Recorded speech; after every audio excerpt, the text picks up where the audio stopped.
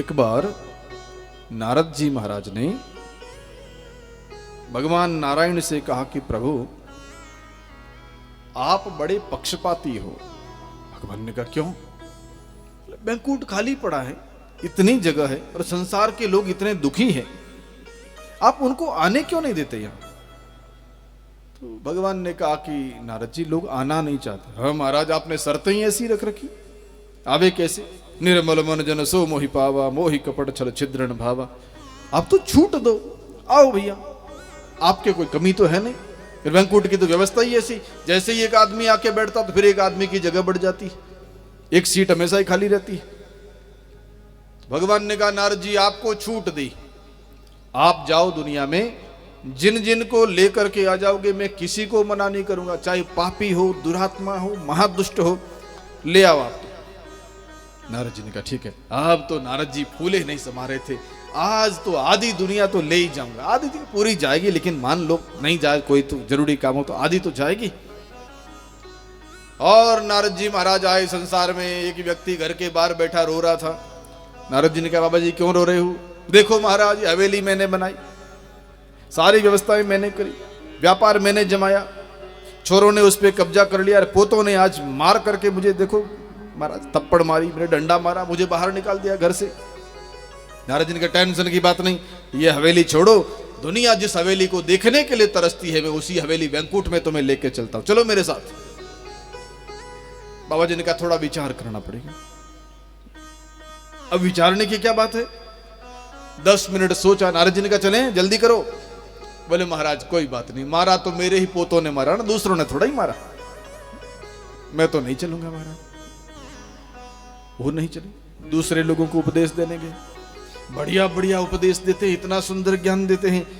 कुछ लोगों ने हिम्मत करके कहा कि बैंकुट में ले जाओगे? बोले हाँ बिल्कुल बैंकुट में, पक्की बात, नारद हूं, झूठ नहीं बोलता। ठीक है महाराज।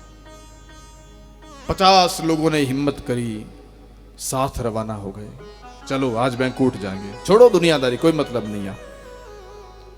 जैसे ही जाने लगे, चलते चलते कुछ दूर पहुंचे, ठाकुर जी ने अपनी माया को आदेश दिया, एक सफेद सफेद पहाड़ दिखने लगा। तो नारद जी से उन लोगों ने पूछा कि महाराज जी ये सफेदी क्या है?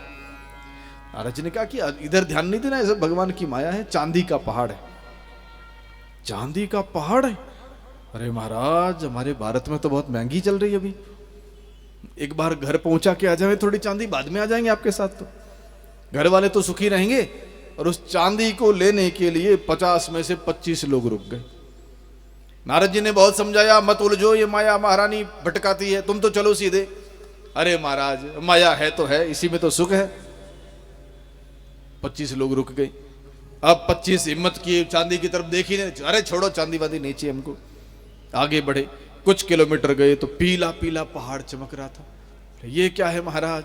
बोले स्वर्ण पर्वत है, मैं शैलापति हम, ये सोना है। सोना इतना सारा?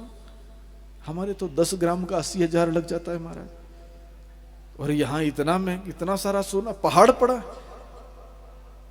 तो उन 25 में से 15 ने तो मन डगमगाया, सोने की सिलाड़ियां उठा के माथे पर धरी, वापस रवाना हो गए। नारद जी जावे बैंकुट तो जाओ, महात्माओं का काम है बैंकुट में, हमारा क्या काम, हम तो घर गृहस्थी वाले।